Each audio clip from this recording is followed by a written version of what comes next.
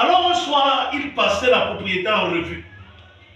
Le palais, il est un peu sorti du palais, il avait une commission du pain à réaliser, et un meurtrier l'a sauvagement assassiné.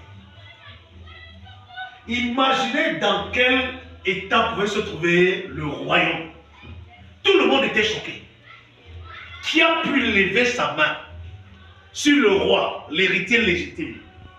Il n'a pas été assassiné d'une manière jolie, hein, si je peux appeler ça. Sachant qu'il n'y a pas de jolis assassinats aussi, ça il faut le dire. Donc il a été assassiné de la manière la plus sauvage, avec plusieurs coups d'épée, des trous partout dans le corps. Et on l'a jeté là, dans le coin, comme un vulgaire bandit, et le meurtrier a pris la fuite. Le meurtrier n'a même pas traversé les frontières, que la garde royale et toutes les armées se sont lancées à ses poursuites. On a mis la main sur lui. On l'a ramené. On l'a jeté en prison, mais pas dans n'importe quelle prison. La prison qui était au centre de toutes les prisons. C'est-à-dire qu'on voulait avoir le regard sur lui. Il ne devait échapper à personne. On l'a jeté là et on l'a affamé. On l'a laissé dans la famille pendant des jours et des jours pour qu'il souffre de torture. Et maintenant, les juges se sont saisis du dossier. Et quand les juges sont saisis du dossier, on l'a condamné. On l'a condamné à une peine de mort, mais pas une mort jolie, comme il n'a pas fait d'assassinat joli. On l'a condamné à une mort atroce, c'est-à-dire on devait le tuer à petit feu. Le jugement doit être prononcé, ça a été rendu public.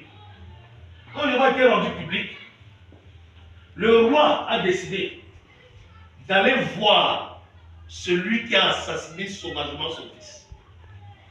Il est descendu jusqu'aux prisons.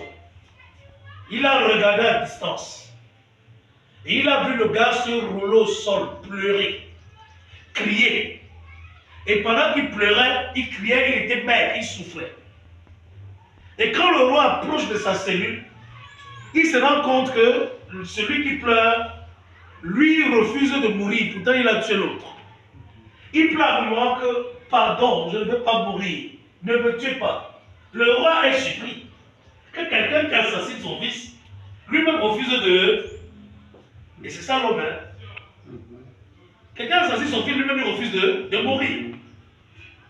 Alors le roi appelle les gars, il dit que lui va entrer dans cette cellule-là. Il veut causer avec le meurtrier de son fils. Il est entré dans la cellule. Il lui a posé la question, pourquoi as-tu tué mon fils? Que t'a-t-il fait?